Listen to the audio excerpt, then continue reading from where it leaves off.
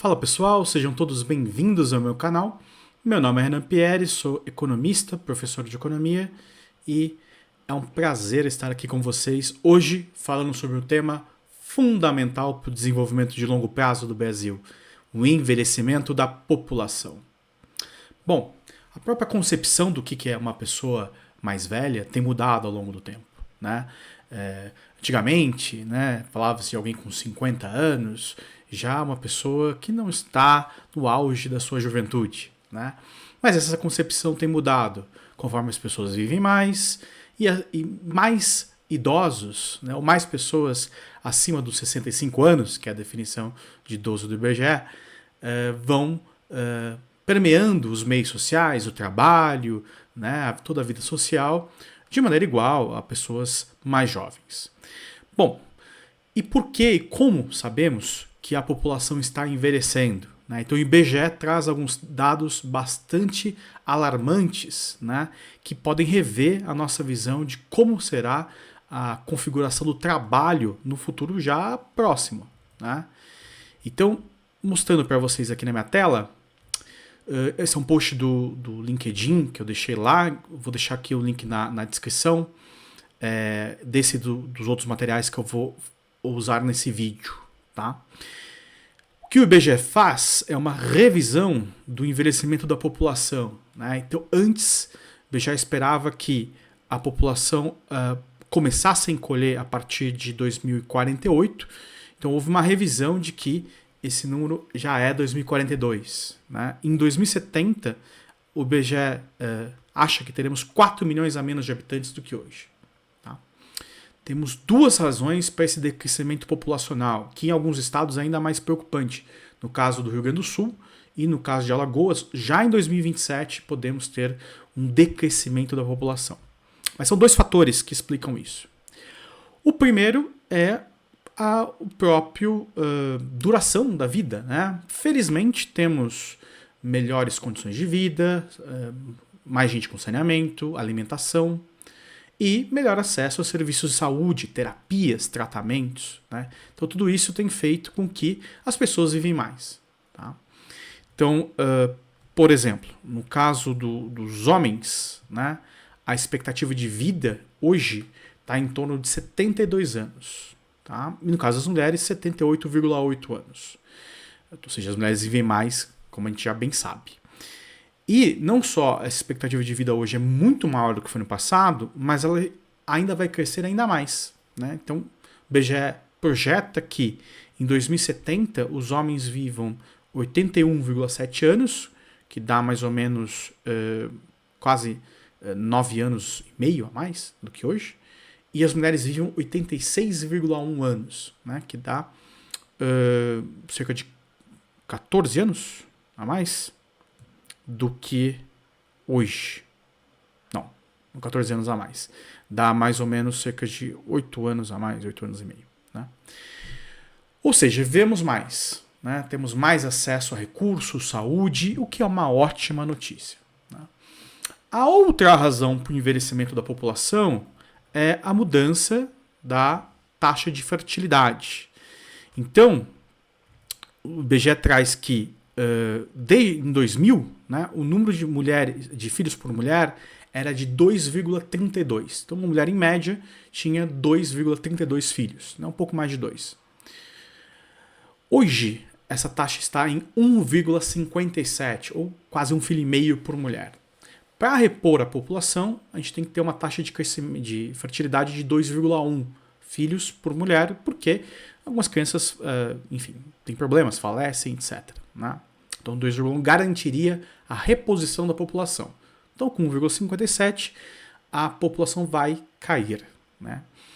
Então, o envelhecimento ele é a combinação de dois fatores. Né? Primeiro, pessoas vivendo mais, ótima notícia, e cada vez menos crianças. Mas qual será o impacto econômico desse tipo de problema, de questão? Né? Será que temos lados positivos ou tudo é problema? Bom, o que eu diria é que isso vai mexer muito com a nossa sociedade. Né? E saiu no Brasil Journal, né, no dia 26 de agosto, uma um texto do Fábio Gembiage, que é um pesquisador que já trabalhou muito com essa questão, e o Fábio traz alguns dados bastante interessantes aqui, reforçando esse ponto do envelhecimento da população. Né? O primeiro dado interessante é a redução vertiginosa do número de crianças. Né? O quanto esperamos que varie, caia o número de crianças, jovens de 0 a 14 anos, entre 2030 e 2060. Né? E não só chama atenção o fato das crianças estarem diminuindo em quantidade, mas também o fato de que o que a gente espera, a velocidade que a gente espera de queda da população infantil é cada vez maior. Ou seja, cada vez a gente espera que tenhamos menos crianças e a gente está revendo isso de forma que esse decrescimento está se acelerando. Em 2018, a gente esperava uma queda da população de 0 a 14 entre 2030 e 2060 de 0,79%. Hoje, a gente espera uma queda de 1,20%. Né? Então, estamos revendo esse decrescimento da população infantil de forma mais acelerada. Né? Então, a gente achava, né, em 2018, que esse ano, em 2024, a gente teria 43,8 milhões de crianças. E em 2060 esse número seria 33,6, né? O que já é uma queda de 10 milhões nesse intervalo de tempo. Tá? Com essa nova projeção feita pelo IBGE, hoje a gente não tem 43,8 milhões, a gente tem 42,1 milhões, tá? Que dá 1,7 milhões de crianças a menos do que se esperava em 2018. Em 2060, a gente vai ter 26,8 milhões de crianças. Né?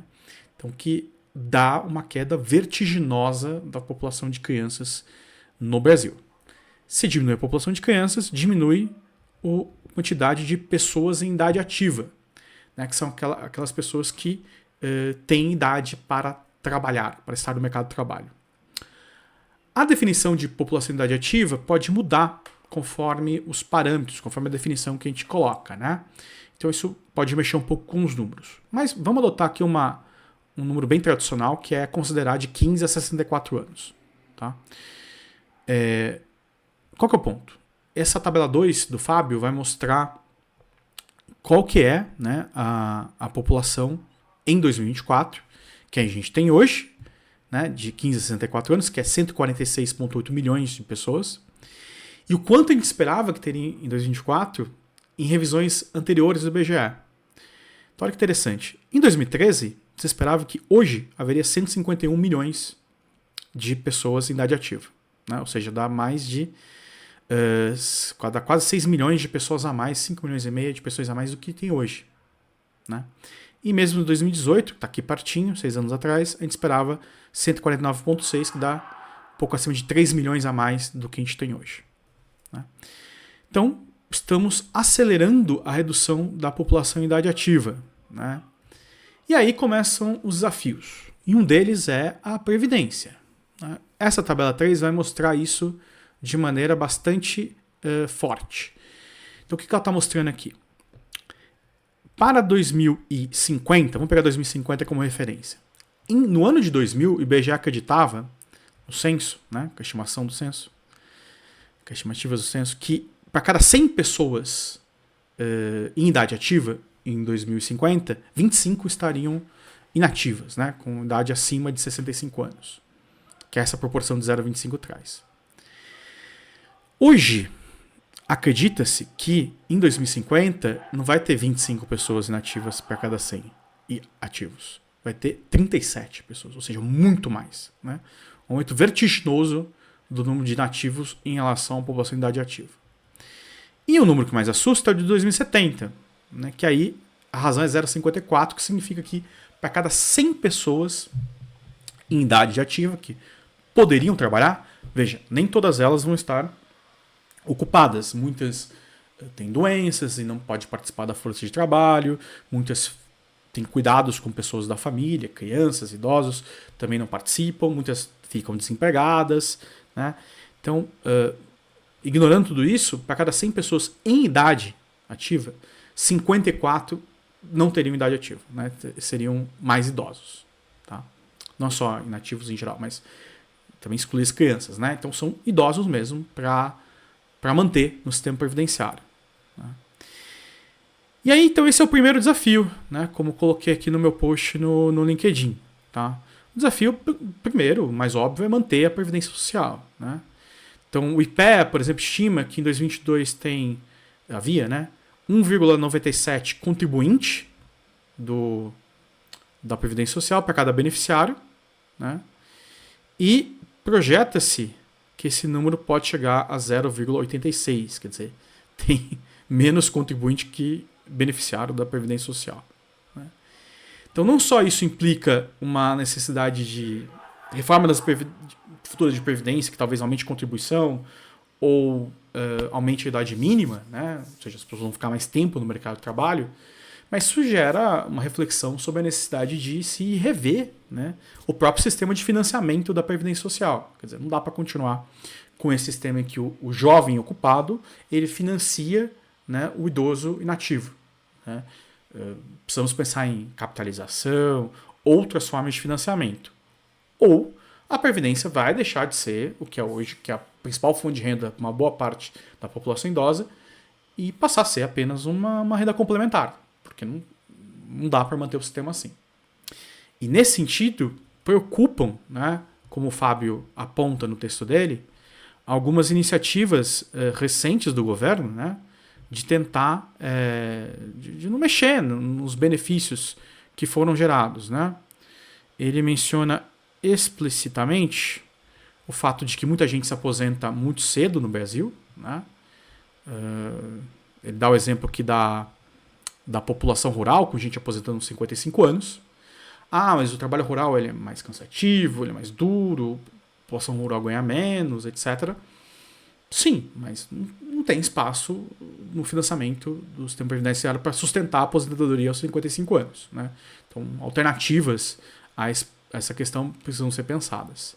E ele faz uma crítica também ao governo Lula no sentido de ter estabelecido, né, um aumento real do salário mínimo nos anos, mas não, a crítica não é o aumento real do salário mínimo, mas a vinculação do salário mínimo com as aposentadorias. Né? Veja, é claro que a aposentadoria aumentar é algo interessante. A gente sabe que o idoso ele tem custos mais altos com saúde e outras coisas. Mas não dá para sustentar o aumento real de salário mínimo se as aposentadorias aumentarem proporcionalmente. Em 2024, quando esse vídeo é gravado, existiu uma discussão, ruído na imprensa, talvez o próprio governo tenha jogado, de que talvez mexesse nessa vinculação, mas logo foi descartado pelo presidente. Tá? Então a gente tem demonstrado, pelo menos o atual governo tem demonstrado pouca energia, pouca vontade de mexer nesse benefício. Isso pode gerar um desafio enorme. Tá? Então, primeiro desafio, sistema de saúde. Segundo desafio é os custos exorbitantes, né, que o sistema de saúde já tem e vai passar a ter mais. Né? Então, com esse prolongamento da expectativa de vida, a gente vai ter mais pessoas idosas, proporcionalmente na população, e, portanto, pessoas que demandam mais serviços de saúde, mais atendimento, mais medicamentos, mais terapias. Tá? Além disso, como se já não bastasse, a gente tem novas descobertas na saúde que são muito interessantes. Então, cada vez mais tem se recorrido à judicialização para obter acesso a medicamentos que são novos no mercado e que muitas vezes são muito caros. Né? A gente tem terapia oncológica que custa 2 milhões por paciente e remédios até mais caros que isso. Né? Então, tanto o sistema público tem ficado sobrecarregado com essa judicialização, quanto os planos de saúde, que têm aumentado seus valores acima da inflação, bem acima da inflação, e nem assim as contas têm fechado para muitos planos. Né? Então, esse é o segundo desafio, o sistema de saúde parar de pé. E o terceiro são aí uma mudança, como ponto 4 aqui no post, uma mudança de concepção do que é o crescimento econômico. Né? Quanto mais gente a gente tem, né, são mais pessoas trabalhando, mais renda circulando e o PIB cresce mais. Se a população para de crescer ou tem menos gente ocupada, naturalmente o PIB cresce menos. Então isso significa uma dinâmica econômica menor, como já observa em muitos países ricos e passou a observar, de certa forma, também no Brasil.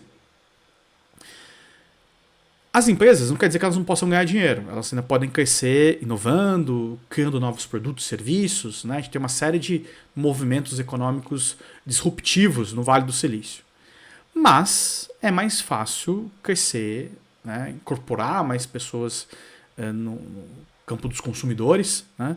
Se a população cresce menos. Tá? Então a gente deve se acostumar com o menor crescimento do PIB nos próximos anos. O que não em si é um problema, né? Porque o que importa, no final das contas, é o crescimento do PIB per capita, né? Por pessoa. Se o denominador dessa conta cresce menos, o numerador pode crescer um pouco menos também. Tá? E não só são complicações, né? Esse crescimento menor da população. Temos oportunidades também. Tá? Principalmente no que diz respeito a crescimento...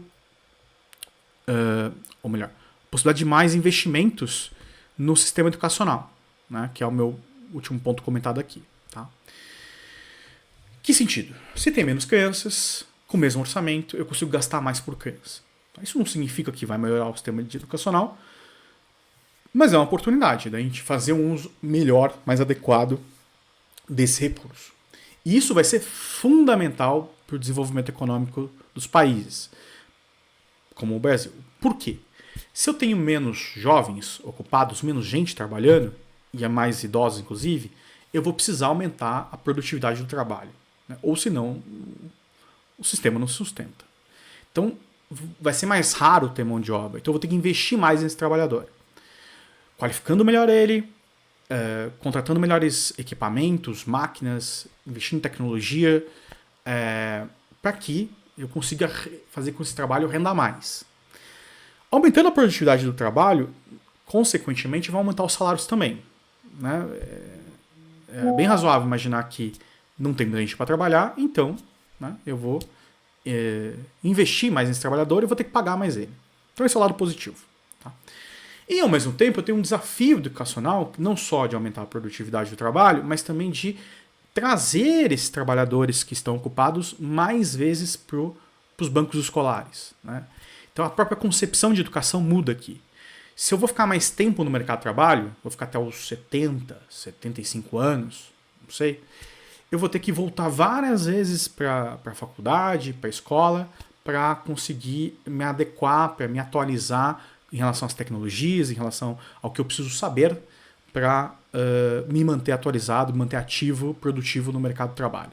Tá? Isso já vem acontecendo, a gente tem observado, eu dou aula em cursos de pós-graduação, tenho observado pessoas retornando para o mercado, para as escolas, para aprender programação, aprender novas linguagens, novos conceitos de negócios, etc., com o intuito de se manter sempre atualizado. Isso aumenta a complexidade da vida empresarial, porque dentro da empresa vão conviver gerações mais distantes no que diz respeito à idade e à cultura também. Então as empresas vão ter esse desafio de trazer todo mundo para junto e fazer essas pessoas de idades diferentes trabalharem junto. Ok? E você, o que você acha desse tema? Comenta aqui se você acha que quais vão ser os desafios, se vão trazer oportunidades também, esse envelhecimento, se você também está preocupado com esse assunto. Curta o canal, curta esse vídeo, assine o canal e compartilhe com os amigos para a gente fazer essa comunidade crescer cada vez mais. Ok? Muito obrigado por me acompanhar até aqui, um abraço e até mais.